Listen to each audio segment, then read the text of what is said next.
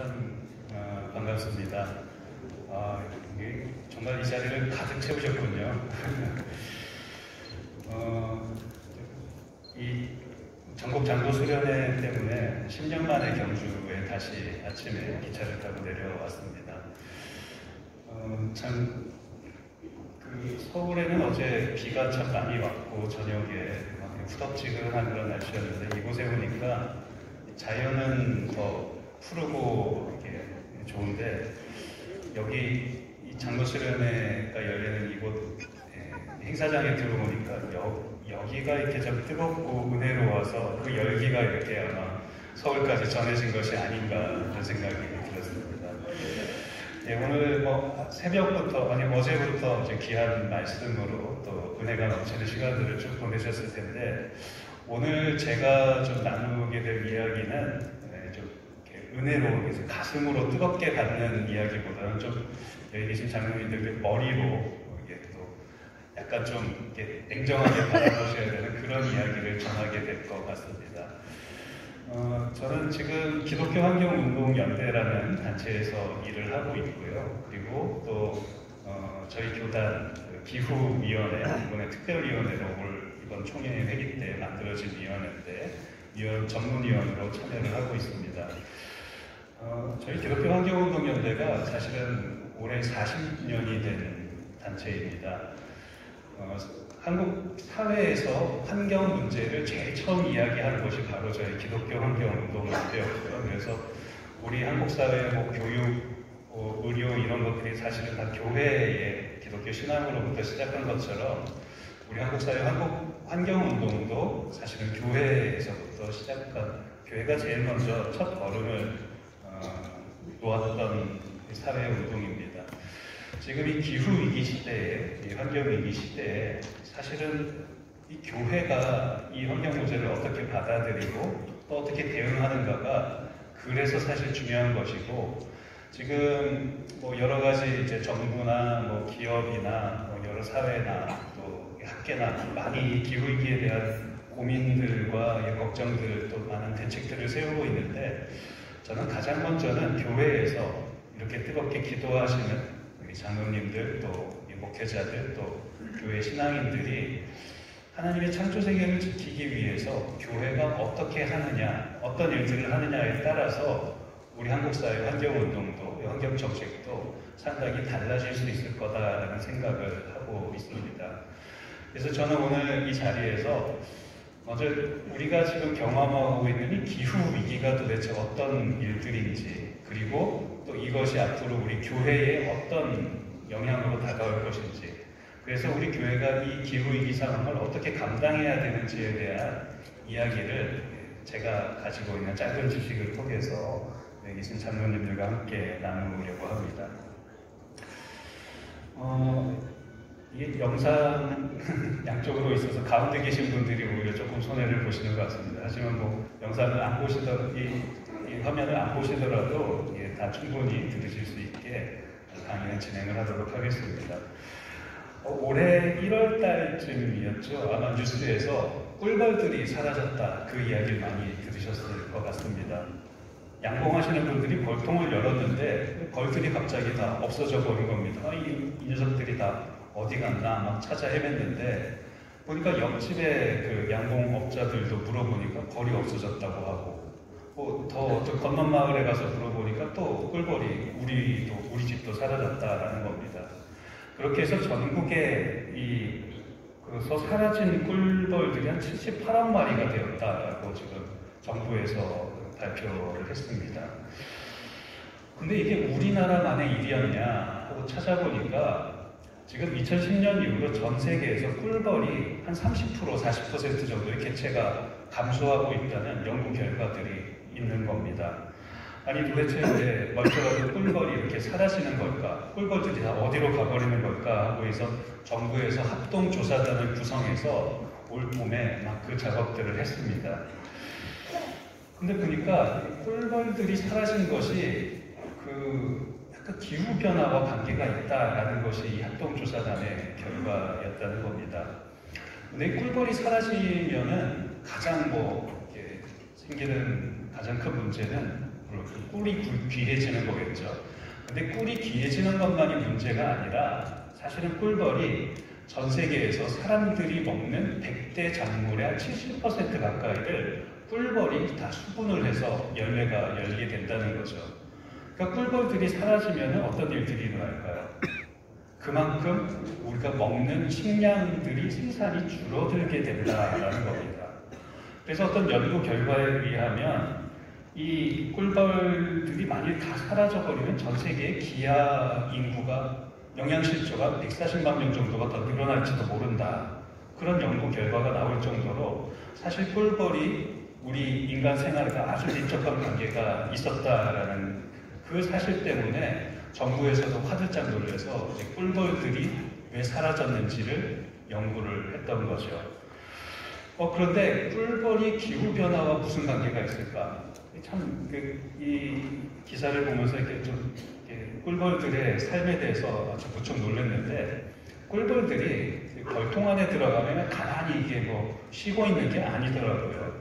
꿀벌 그 벌통 안의 온도가 한 34도에서 35도가 항상 유지가 돼야 그 꿀벌이 애벌레들을 키울 수가 있는데, 그러기 위해서 꿀벌들이 날씨가 추우면은 자기들끼리 막 뭉쳐가지고 막 운동을 해서 꿀벌 벌통 안의 온도를 높이고, 그리고 지금처럼 날씨가 막 36도, 37도 막 올라가 버리면은 그 벌통 안에서 꿀벌들이 막 날개짓을 해서 그 안에 공기순환을 하기 위해서 꿀벌의 벌통 안의 온도를 34도 정도로 유지를 했더라라는 겁니다.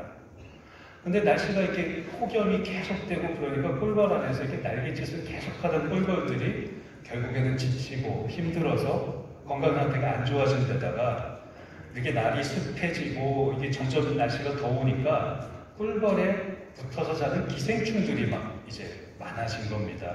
그래서 농부 양봉을 하시는 분들이 약을 뿌리기도 하고 그랬는데도 이 기생충이 점점 생기고, 그리고 또 꿀벌의 천적이라고 하는 말벌들이 이렇게 더운 날씨에서 또 아주 크게 번성을 한다고 합니다.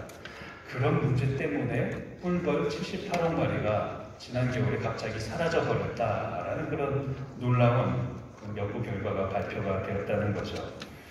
결국 꿀벌들이 사라졌다라는 이유는, 이 기후변화의 영향으로 꿀벌들이 사라졌다라는 이야기는 기후변화로 인해서 지금 우리 자연 생태계가 변하고 있고, 이 자연 생태계의 변화로 인해서 우리 인간 사회가 여러 가지 위기를 맞고 있다라는 이야기이기도 합니다. 기후 변화가 있다 그러면 많은 분들이 이거 먼 미래의 일이다. 그래서 우리의 자손들이, 후손들이 걱정할 일이다라고 생각을 하시고, 기후 변화가 있으면 저 북극에 사는 북극곰, 남극에 사는 펭귄들이 이제 이 걱정이다라고 생각하시지만 결코 그렇지가 않습니다. 이 기후 변화라는 것은 지금 우리들이 겪고 있는 사건이고, 또 그리고 이 지구 생태계뿐만 아니라 인간 사회가 겪고 있는 문제이기 때문입니다. 기후변화로 인해서 지금 가장 큰 문제가 되고 있는 것은 해양 생태계가 아주 변하고 있는 겁니다. 전 세계에 수많은 사람들이 바다에서 나오는 단백질로 영양들을 보충하고 있는데, 해양 생태계가 붕괴해서 지금 전 세계 수많은 사람들의 기아가 늘어나고 있다는 겁니다. 뿐만 아니라 온도가 점점 올라가니까 어떤 일들이 일어나나요? 육상에서는 지표면 온도가 올라가서 땅속에 있는 수분이 점점 증발하는 토양 황폐화 현상이 일어납니다. 그래서 우리 지난번 2월달, 3월달, 4월달 계속해서 어떤 일들이 있었나요? 이 경북 지역에, 강원도 지역에 산불이 계속 발생하지 않았습니까? 그래서 우리 총회에서도 이 산불을 위해서 정말 이렇게 다른 어떤 그런 것보다 많이 모금을 해서 10억 정도의 기금을 모아서 지금 또 그 산불 복구하는 작업에 애를 쓰고 계시는데, 이제 그런 일들이 기후변화로 인해서 점점 일상화될 거다라는 것입니다. 뿐만 아니라 이 기후변화로 인해서 정말 식물들, 특히 기후 적응성이 낮은 생물들이 점점 사라져가고 있습니다. 여러분들 혹시 요새 개구리를 동네에서 보신 적 계십니까? 옛날에 개구리 올챙이는 길가에만 나가도 이렇게 다 흔히 볼 수 있는 건 아니었습니다. 그런데 이 기후변화에 가장 취약한 생명체 중에 하나가 바로 양서류, 파충류들입니다. 이 개구리를 앞으로는 우리 땅에서 이제 찾아볼래 볼 수도 없는 일들이 앞으로 발생할 수 있다는 거죠.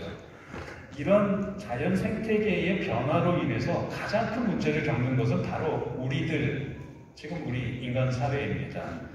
기후변화로 인해서 기후재난이 지금 증가하고 있고 또 뿐만 아니라 극지방의 해수면이 녹아서 점점 이제 극지방에 있는 빙산들이 녹아서 해수면 상승으로 해안 저지대에 있는 도시들이 침수하고 있습니다. 지금 전 세계 도시의 70%가량이 전부 다 바닷가 근처에 있는데 그것은 전 세계 지금 도시에 살아가는 사람들의 생존과 직결된 문제라는 것이죠. 아까 꿀벌 이야기와 마찬가지로 식량 생산이 점점 줄어들고 있어서 지금 아마 뉴스를 보시면은 계속 식량 가격이 오른다. 옥수수값 오른다, 밀가루값 오른다, 지금 뭐 기름값 오른다 이런 얘기들을 매일매일 보실 텐데 그것이 지금 러시아와 우크라이나 전쟁의 영향도 있지만 사실은 러시아 우크라이나 전쟁 이전서부터 기후변화로 식량 가격이 계속 지금 상승하고 있다는 것입니다. 그리고 지금도 계속되고 있는 코로나19라는 이 팬데믹, 뭐 곤충이나 동물을 매개로 해서 일어나는 전염병들이 기후변화로 인해서 더 잦아지고 더 심각해질 것이라는 것이 과학자들의 연구 결과라는 겁니다. 뭐 세계만 그런가요? 우리 한반도도 마찬가지입니다. 아마 재작년쯤이었던 것 같습니다. 그 제주도에 12월에 관광객들이 반팔 입고 막 돌아다니고 했던 거 기억하시나요? 그러다가 그해 봄에 어떻게 됐습니까?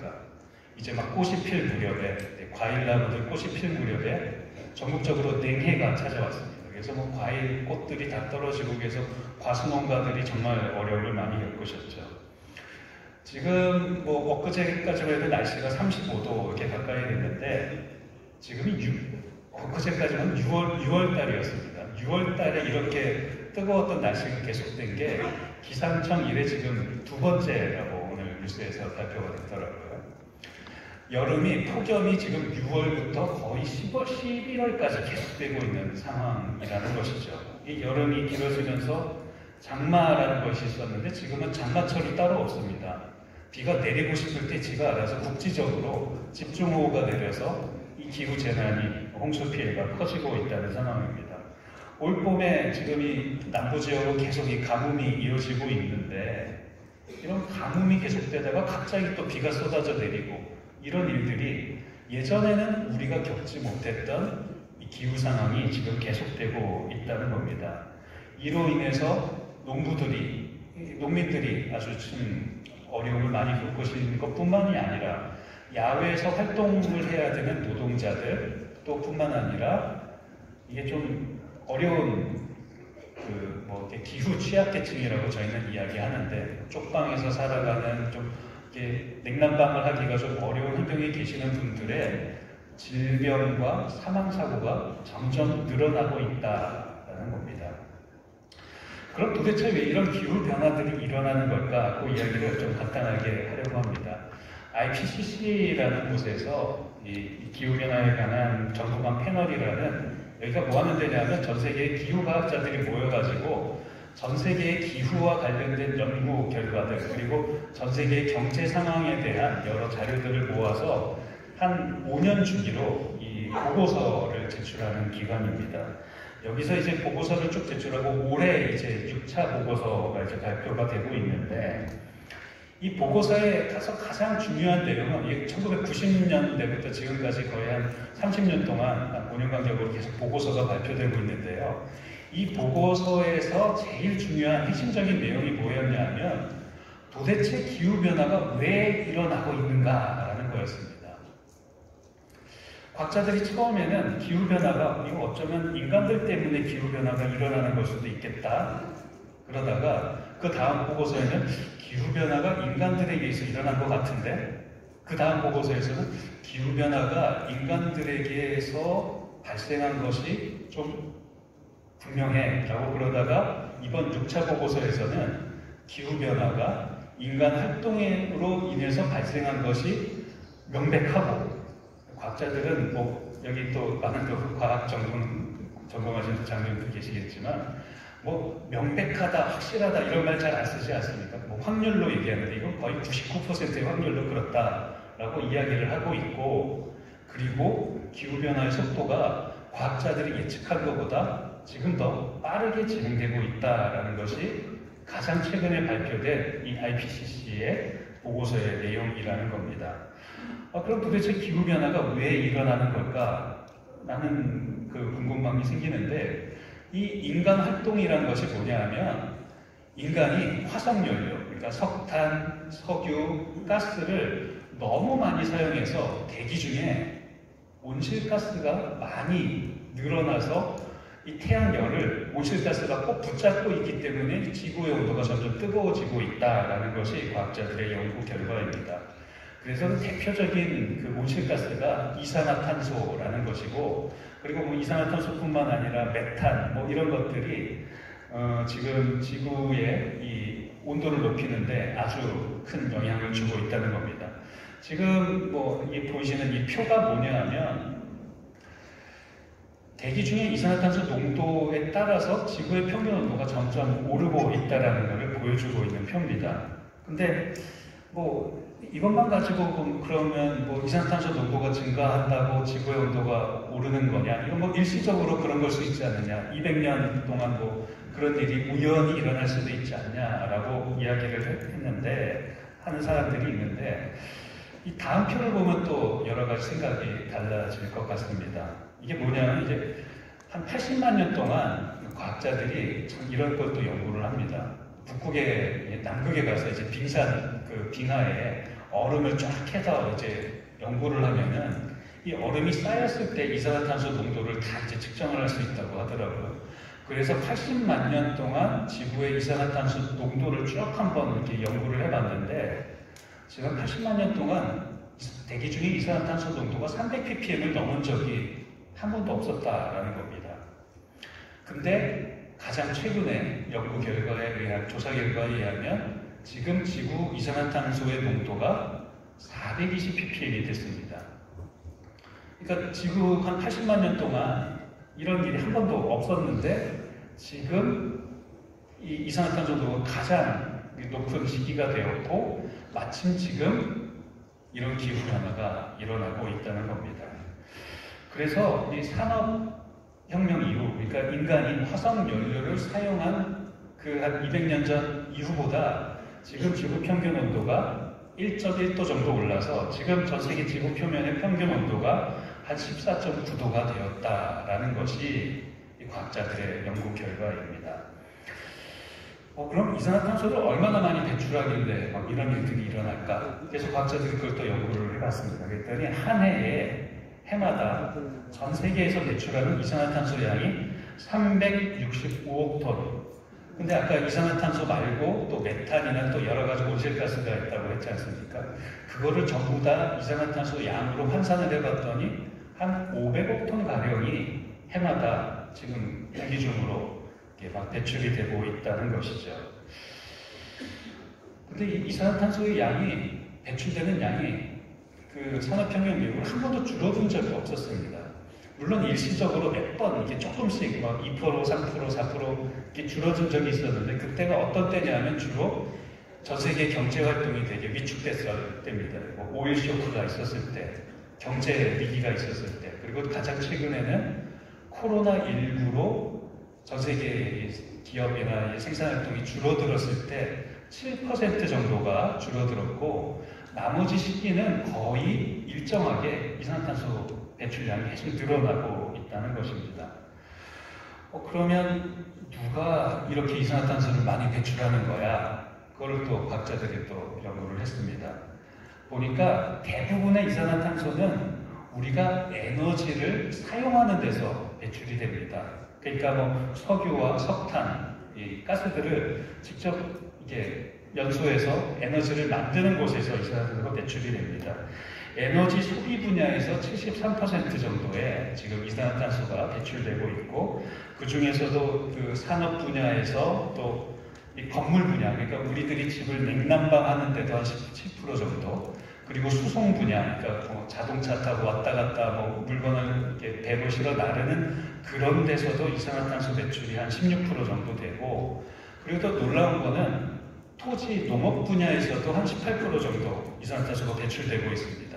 이건 뭐냐 하면 우리들이 사실 시장에서 뭐 양파도 사고 감자도 사고 뭐 토마토도 사시지 않습니까? 그런데 그거 살 때는 우리가 정말 좋은 물건들만 사죠. 근데 그 중에 상당량은 좀 찌그러지고 못생기고 상처난 것들은 대부분 밭에서 폐기를 많이 해버립니다. 그런 농산물들이 썩으면서 발생되는 메탄, 그리고 축산, 소를 기르거나 돼지를 기를 때 발생되는 그런 메탄에서 발생되는 이산화탄소 양이 엄청 많기 때문에 이런 것들도 상당한 양으로 배출되고 있다는 거고, 뿐만 아니라 뭐 이렇게 우리가 석유화학 공정, 시멘트를 만드는 그런 공정에서도 이산화탄소 양이 한 5% 정도, 폐기물에서도 한 3% 정도 이산화탄소 양이 배출되더라라는 것을 과학자들이 지금 다 이제 조사를 한 겁니다. 그래서 지금 이 기후변화가 그럼 산업혁명 이후로 지금 1도 정도 올랐는데 어디까지 우리가 오르는 것을 감당할 수 있을까를 이제 과학자들이 연구를 한 겁니다. 그래서 지난 2015년에 파리 기후변화 협약이라는 것에서 전 세계 뭐 이제 장관들, 대통령들이 다 모여서 지구 평균 기온은 2도 정도까지만 오르는 것을 우리가 하고, 그래서 이 화석 연료 쓰는 것을 점점 줄여서 한번 좀 기후변화를 좀 통제를 해보자라고 합의를 하고, 그러면 각자 나라로 돌아가서 우리가 어떻게 온실가스를 줄일 거야 하는 계획을 만들어서 제출해라 라는 국제 회의가 있었습니다. 근데 그 사이에 또 우리나라 인천에서 그 특별 보고서가 하나가 나왔습니다. 뭐냐면 지구 평균 기온이 2도가 오르면 너무 많은 피해가 생긴다. 너무 많은 동식물들이 죽고 또 너무 많은 사람들이 고통을 받으니까 2도 안 되고 1.5도의 목표를 세워라 라고 특별 보고서가 나와서 그것이 채택이 됐습니다. 그래서 나온 이야기가 1.5도까지 지구 평균 기온을 오르게 하려면은 2030년까지 탄소 배출을 45% 정도 줄여야 되고, 그리고 2050년에는 탄소 배출이 없는 탄소 중립이 돼야 된다라는 이야기가 바로 여기에서 나온 거라는 겁니다. 그래서 전 세계 나라들이 모여서 이제 어떻게 하면 탄소 배출을 줄일 수 있을까라는 걸 각각 나라에 돌아가서 이제 막 그 연구를 해서 이제 각국에서 이제 제출을 했습니다. 제일 먼저 독일이 좀 환경 선진국이지 않습니까? 독일에서 어떻게 계획을 세웠냐면 우리는 그럼 2050년까지 탄소 중립하는데 2030년에 아까 IPCC에서는 45% 줄이라고 했는데 우리는 65% 줄일 거야 라는 계획을 발표를 했고요. 그러니까 EU에서는 뭐 이렇게 IPCC가 한 대로 그럼 우리도 2050년 탄소 중립하는데 2030년에는 한 55%까지 줄여볼게 라고 이제 감축안을 얘기를 했습니다. 미국도 2050년까지 탄소 중립하겠다 발표를 했는데 문제는 중국입니다. 지금 전 세계에서 이산화탄소를 가장 많이 배출하고 있는 나라가 중국이거든요. 근데 중국은 우린 도저히 2050년까지 탄소 중립 못하겠다. 우리 2060년까지 하겠다. 라고 하고, 대신 중국은 지금 이산화탄소 배출을 너무 많이 하고 있으니까 2030년까지는 우리가 65% 정도는 줄여볼게 라는 이제 그 보고서를 제출했습니다. 지금 전 세계에서 재생에너지 투자를 가장 많이 하고 있는 나라가 중국이거든요. 그런 보고서를 제출했습니다. 우리나라도 그래서 잘 아시는 것처럼 2050년에 탄소 중립을 하겠다. 그래서 2030년까지 40% 정도 탄소를 줄여보겠다라고 하는 보고서를 유엔에 제출을 했고, 그리고 기후위기 대응을 위한 탄소 중립 녹색 성장 기본법을 만들어서 그 법을 바탕으로 이제 탄소 배출을 줄여나가는 계획을 세우고 있습니다. 그러면 이게 지구 표면에 이게 2도가 오르고 3도가 오르고 이게 도대체 어떤 일들이 일어나길래 이 난리일까 생각들을 하실 텐데, 그래서 과학자들이 그거를 또 예측한 결과들을 IPCC에서 발표를 한 것이 있습니다. 지구 평균 기온이 2도 정도 오르면 어떤 일들이 일어나느냐? 북극에는 이제 여름이 되면 얼음이 다 녹아버립니다. 북극에 있는 이제 북극곰들은 이제 살 데가 없어지는 거죠. 그리고 북극뿐만 아니라 얼마 전에 그 프랑스에서 빙하가 녹아서 큰 사고가 일어났었죠. 뭐 에베레스트, 히말라야인 그런 곳에 있는 높은 곳에 있는 얼음들이 이제 만년설이라고 하는 것이 거의 다 녹아버릴 것이다라는 겁니다. 뿐만 아니라 전 세계가 토양이 황폐화돼서 식량 생산이 점점 줄어들 것이고요.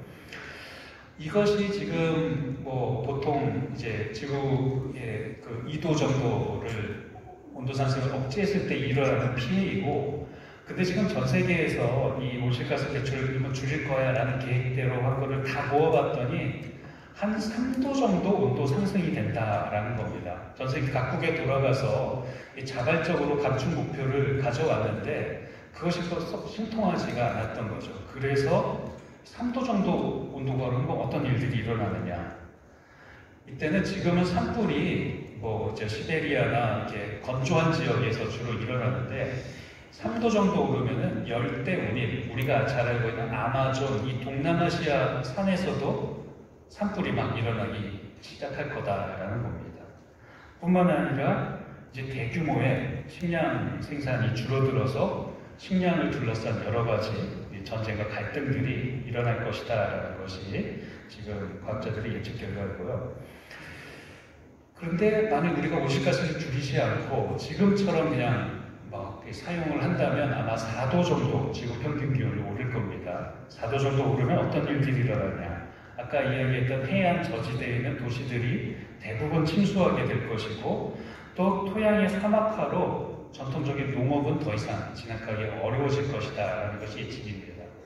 그리고 앞으로 우리가 이 석탄이나 이 석유 같은 것을 더 많이 사용해서 그래서 온실가스 배출량이 점점 더 늘어난다면 어떤 일들이 일어날까? 그럼 아마 21세기 마지막이 되면은 거의 지구상에 살아있는 생명체들이 남아나지 않을 정도로 이제 지구 생태계가 완전 붕괴해버릴 것이다. 그래서 어쩌면은 대기 중에 메탄과 이산화탄소가 가득하게 돼서 지구가 이제 금성처럼 돼버릴 것이다라는 그런 암울한 연구 결과까지도 나와 있는 상황입니다. 그러기 위해서 지금 전 세계에서 지금 이 기후위기에 이제 대응 정책을 만들어서 여러 가지 대응들을 하고 있습니다. 가장 먼저는 이산화탄소 배출이 아까도 말씀드렸던 것처럼 에너지 부분에서 가장 많이 하고 있으니까 에너지를 전환하는 일에 전 세계가 지금 총력을 기울이고 있습니다.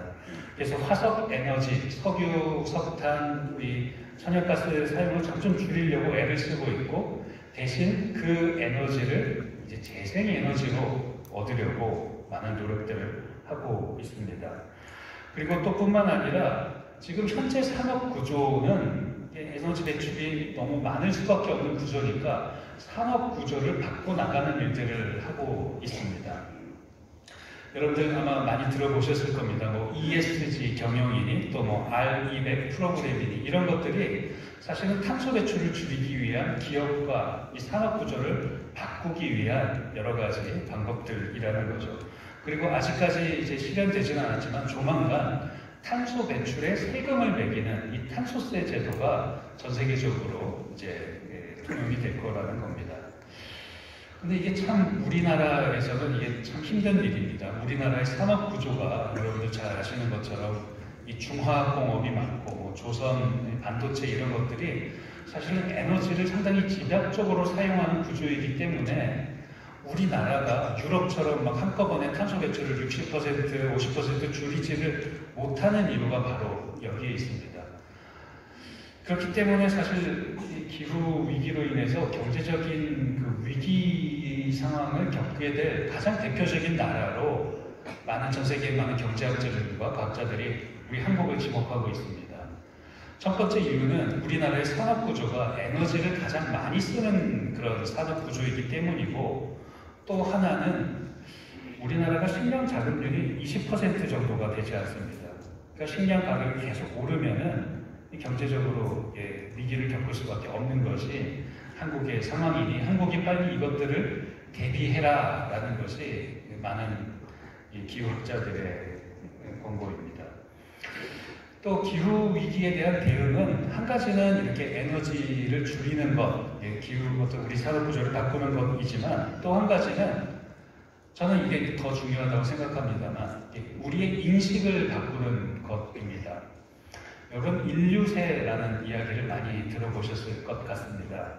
인류세라는 것이 뭐냐 하면 지구의 역사를 이렇게 연대기적으로 쭉 나누는데 홀로세, 빙하기 이런 이 지질학적인 연대를 이렇게 나누는데 과학자들이 지질학적인 연대를 나눌 때 그 지질학적인 어떤 특징들을 이렇게 발견을 합니다. 근데 지금 우리들이 살아가고 있는 이 시기, 이 기후 변화의 시기에 지질학적인 가장 큰 특징은 땅을 파보면 아마 플라스틱이 많이 나올 거고 땅을 파보면 닭뼈 같은 것들이 많이 나올 것 같은데 그것들이 다 인간이 이 지구에 아주 큰 영향력을 주었기 때문이다라는 것이 인류세가 말하고 있는 특징입니다. 근데 인류세가 가지고 있는 이 철학적인 또 어떤 이 신학적인 의미를 얘기한다고 하면은 그동안은 인류가 지구의 환경에 그냥 순응하면서 그 안에서 그냥 적당히 살아왔었는데 이제는 오히려 인류가 이 지구 생태계를 하나님의 창조 세계를 마음대로 좌지우지할 수 있는 너무나 큰 힘을 가지고 있다는 겁니다. 근데 이 힘을 온전히 사용할 수 있는 그런 윤리적인 어떤 철학적인 그런 배경을 가지고 있는가? 그렇지 못하다라는 것이죠. 그렇기 때문에 이제 앞으로는 우리가 이 지구에 정말 인간이 가지고 있는 이 놀라운 힘, 이 엄청난 힘을 어떻게 지구를 위해서 사용할 수 있을까가 사실은 이 기후위기 대응에 있어서 가장 중요한 지점이고 저는 이 지점이야말로 바로 우리 교회가 나서서 이제 이 사회를 향해서 이야기를 할 수 있는 그래서 이 교회가 다시 한번 우리 한국사회에 중요한 역할을 할 수 있는 지점이 바로 이곳에 있는 것이 아닌가라고 생각을 하는 것입니다. 우리가 먼저 성서의 이야기를 좀 한번 돌아가 볼까요? 여러분 출애굽 사건을 아마 다들 출애굽 이야기를 다들 잘 알고 계시리라고 생각합니다. 창세기 1장에서 하나님께서는 창세기에 이 창조 세계를 만드시는 이야기를 하시면서 이 창조 세계를 하루하루 만드실 때마다 항상 하신 이야기가 있습니다. 여러분 기억하십니까? 보시기에 좋더라. 어떤 날은 너무 좋아서 심히 좋더라 라고까지 이야기를 하셨죠. 그리고 나서 창세기 2장에서 하나님께서 이 동산에다가 사람을 이제 흙으로 빚어서 데려다 놓으신 다음에 네가 이 동산을 경작하고 지켜라 라고 이야기를 하셨죠. 경작한다는 말은 이것을 잘 가꾸어라 라는 그런 하나님의 명령이었습니다. 그러니까 인간이 아까 인류세 이야기에 이제 비추어서 인간의 사명, 인간의 소명이 뭐냐 하면 하나님의 창조 세계, 이 지구 생태계를 생명이 풍성하도록 잘 가꾸고 돌보는 것이 우리 인간의 사명이다라는 것이 성경이 얘기하고 있는 우리 인간의 존재의 이유다라는 것입니다. 하지만 인간이 타락함으로써 죄악에 빠짐으로써 하나님의 창조 세계를 지키는 역할이 아니라 하나님의 창조 세계의 주인 노릇을 하고 있는 것이 지금 이 기후 위기의 현실이고 그로 인해서 지금 지구상의 수많은 생명체들이 죽어가는 이 기후 위기가 발생하고 있다는 것이 성경이 이야기하고 있는 기후 위기에 대한 해석이라는 겁니다. 그럼 성경에서는 계속해서 사람들이 잘못한 일만 나오느냐? 그렇지 않습니다. 출애굽 사건을 돌아보면은 이 이집트 정말 폭력적이고 가장 사람들을 다 노예로 끌어다가 막 도시를 쌓게 하고 이런 이집트 제국을 하나님을 믿는 히브리 사람들이 탈출하는 이야기가 출애굽 사건인데 이 출애굽의 내용을 자세히 살펴보면은 바로 하나님의 말씀, 이 하나님의 생명을 따라서 살기로 한 사람들은 이런 이집트 제국의 이런 풍요와 이집트 제국의 탐욕을 벗어나서 새로운 땅을 찾아서 가나안 땅을 찾아서 이집트를 떠났다라고 하는 이야기가 바로 출애굽 사건이다라는 겁니다. 결국 출애굽 사건은 우리가 이 창조 세계를 파괴한 그런 탐욕의 존재이지만 결국 새로운 하나님의 창조 세계를 지키고 돌보는 자리로 돌아가기 위해서 수많은 신앙인들이 몸부림을 치고 애를 썼다라는 것을 보여주는 가장 대표적인 사건이다라는 겁니다. 여러분, 출애굽한 히브리 사람들이 광야에서 먹었던 음식이 뭔지 기억나십니까? 만나와 메추리도 먹었죠. 만나를 먹었을 때 오늘 만나가 정말 맛있는데 더 많이 먹어야지, 내일 것까지 내가 다 이렇게 해놔야지, 걷어놔야지 하면 어떤 일이 일어나나요? 만나가 다 썩어버렸어요. 냄새가 나고 뭐 난리가 났었죠. 이 이야기가, 만나 이야기가 하고 있는 의미가 뭐냐는 겁니다. 하나님께서 오늘 먹을 것을 우리에게 충분히 주고 계신데 왜 이렇게 욕심을 내냐라는 거죠. 광야 40년 시간은 결국 히브리 사람들이 하나님께서 오늘 우리에게 주시는 것이 충분하구나, 하나님께서 나에게 이미 많은 은총을 내려주고 계시는구나, 내가 그 은총에 의지해서 살아가야 되는구나 라는 것을 깨닫는 시기였다라는 겁니다. 그걸 깨닫는데 몇 년이 걸렸죠? 40년의 광야 생활이 걸렸다는 겁니다. 지금 기후위기를 살아가는 우리들도 이 에너지에 중독이 돼서 이렇게 풍요롭게 살아가는 것에 빠져버려서 살아가고 있는데, 이것을 벗어나는 일이 과연 얼마나 힘들까라는 것을 출애굽 사건이 이야기를 하고 있다는 것이죠. 또 뿐만 아닙니다. 우리 사도 바울께서 로마서 말씀에서 이제 이런 이야기를 하십니다. 너희는 이 세대를 본받지 말고 오직 마음을 새롭게 함으로 변화를 받아서 하나님의 선하시고 기뻐하시고 온전한 뜻이 무엇인지를 분별해라 라는 이야기를 하시죠. 이 시대를 분별하라라고 사도 바울은 이야기를 하십니다.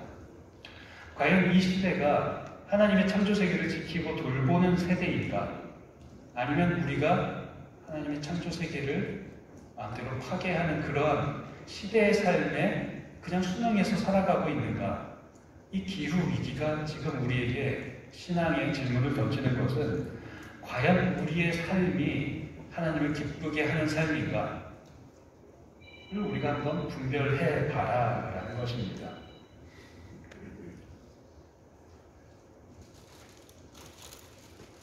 저는 이곳에 있는 우리들 모두가 사실은 이 생태적 위기에 책임이 있다고 생각합니다. 이 기후 위기에. 저뿐만 아니라 여기 계신 모든 분들이, 그리고 우리 이전에 살았던, 그리고 앞으로 갈 사람들 모두 다 사실은 이 기후 위기에 책임이 있다고 생각합니다. 그것은 우리가 하나님의 창조 세계를 지키고 돌보는 일을 우리들이 외면하고 있고, 또 하나님의 창조 세계를 지키고 돌보는 일을 우리들이 모른 척하고 있기 때문입니다. 결국 우리는 우리들의 탐욕을 이루는 일에 하나님께서 먹지 말라고 한 그 동산 중앙에 있는 생명나무와 선악을 알게 하는 열매를 따먹은 아담과 이브처럼 우리들 역시 지금까지 계속해서 우리의 욕망만을 추구하고 이 하나님의 창조의 동산을 마음대로 파괴하고 있다는 것입니다. 그래서 지금 한국교회가 이 탄소 배출을 줄이는 일에, 그리고 또 하나님의 창조 세계를 회복하는 일에 가장 앞장서야 되는 이유가 바로 여기 있다는 것입니다. 저는 앞으로 교회에서도 이제 탄소 중립을 위한 여러 가지 이제 계획들을 저희 기독교 환경운동연대와 지금 총회가 함께 만들어가고 있는데, 그 탄소 배출을 줄이는 일을 감당해야 하는 것과 동시에 저는 교회에서 가장 중요한 것은 오늘 이렇게 여기 계신 많은 분들이 왜 우리가 이 탄소 중립을 위해서 일을 해야 되고, 이것이 하나님의 우리의 신앙과 어떤 관계가 있느냐를 이렇게 같이 고민하고 이야기하시는 것처럼 앞으로 전국에 있는 많은 교회들이 하나님 창조 세계를 지키는 일에 앞장서야 된다라고 저는 생각을 합니다. 사람들의 생각을 바꾸고 우리들의 삶이 하나님의 창조 세계를 원래는 지키는 삶이어야 돼. 하나님의 창조 세계를 돌보는 삶이어야 돼. 이 기후 위기로 파괴되는 하나님의 창조 세계를 원래대로 회복하는 삶이 돼야 돼라는 것을 우리가 이야기를 해야 된다는 것입니다. 이 일을 위해서 저희 기독교 환경운동연대가 사실은 이미 여러 가지 역사적인 실천 프로그램들을 많이 준비를 하고 있습니다.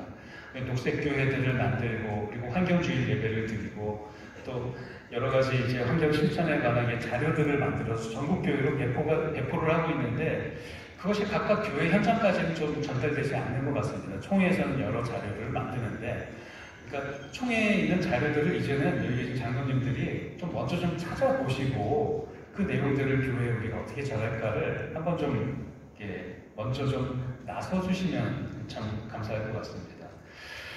두 번째는 우리가 이제 좀 우리의 삶을 특히 우리의 경제 시스템을 새롭게 만드는 이렇게 지구를 무조건 파괴하고 우리가 살아야 돼?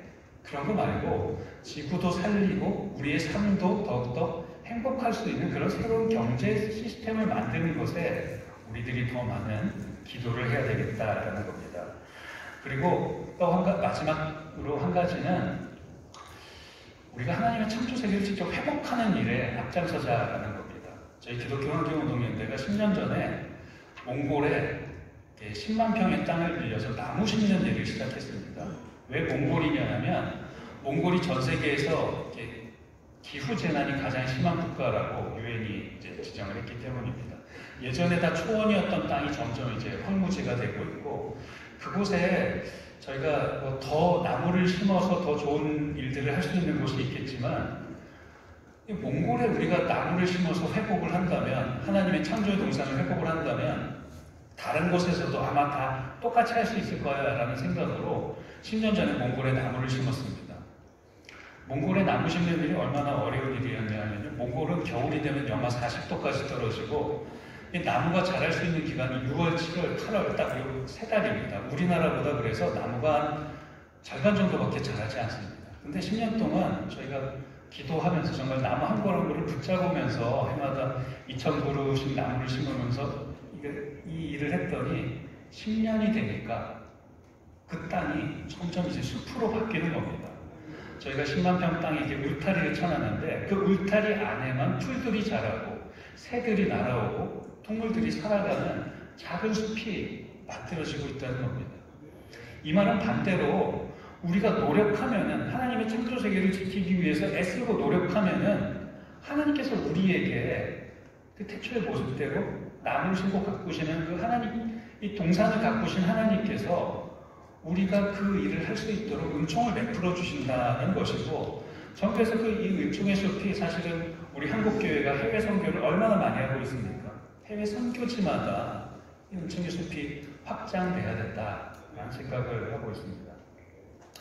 시간이 많이 없어서 우리가 이제 그럼 어떤 실천들을 해야 될지에 대해서는 간단하게 말씀드리겠습니다. 제일 먼저 저희가 이 생명의 길 초록발자국 캠페인이라고 얼마 전에 총회와 함께 총회 기후위원회와 또 남성교회 전국연합회, 여성교회 전국연합회와 함께 이 생명의 길 초록발자국 캠페인 협약식을 하고 진행을 하고 있는데 이 내용이 뭐냐면 첫 번째는 먹는 것에서 탄소 배출을 줄이자.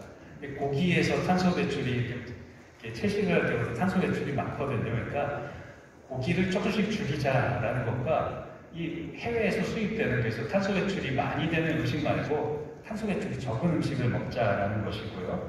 두 번째는 우리 옷에서도 탄소 배출이 많이 됩니다. 여러분들 입는 옷이 대부분 다 이게 합성섬유, 플라스틱으로 만든 옷들이거든요. 이걸 만드는 과정에서 폐기하는 과정에서 플라스틱 배출이 많으니까 탄소 배출이 매년 많으니까 이걸 줄이자는 거고 세 번째는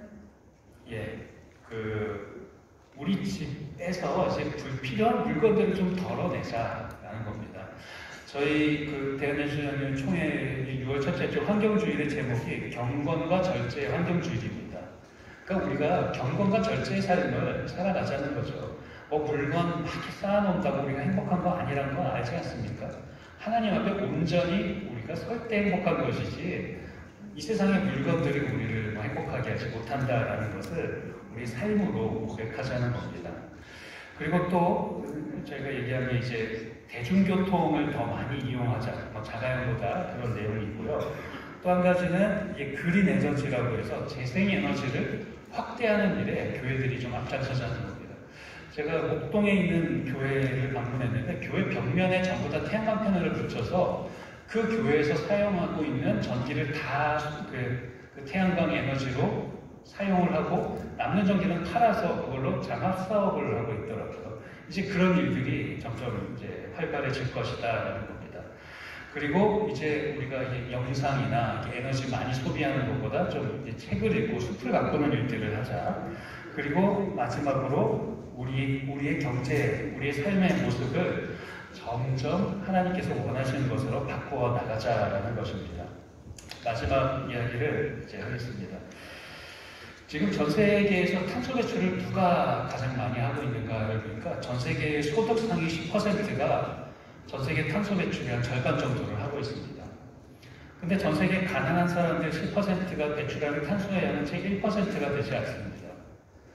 그러니까 부자들이 탄소 배출을 많이 해서 가난한 사람들이 오히려 피해를 보는 상황이 지금 일어나고 있다는 것이죠. 과연 이것은 하나님께서 보시기에 과연 우리의 삶이 과연 정의롭다, 공의롭다 할 수 있겠냐라는 문제와도 연결이 된다는 것입니다. 저는 그래서 이 기후 위기에 대응하는 것, 이것이 단지 지금 우리가 조금 더 잘 살아가고 조금 더 풍요롭게 살아가고 하는 문제라기보다는 이제는 우리가 하나님 앞에서 우리가 진짜 신앙으로 고백할 수 있는 새 하늘과 새 땅을 향한 새로운 삶의 변화를 만들어내는 일이 될 수 있지 않을까라는 겁니다. 저는 이 일에 여기 계신 장로님들과 한국교회가 부름을 받은 사람이다라고 생각합니다. 왜 우리가 기후위기 시대에 이렇게 한국교회 그리스도인으로 살아가는가? 저는 분명하다고 생각합니다. 확실하다고 생각합니다. 우리가 이 기후위기를 온전히 대응해서 하나님의 창조세계를 지키고 돌보는 삶을 살기 위해서, 그래서 우리가 이 창조세계를 회복하기 위해서 오늘 우리가 이 자리로 부름을 받았다는 것입니다.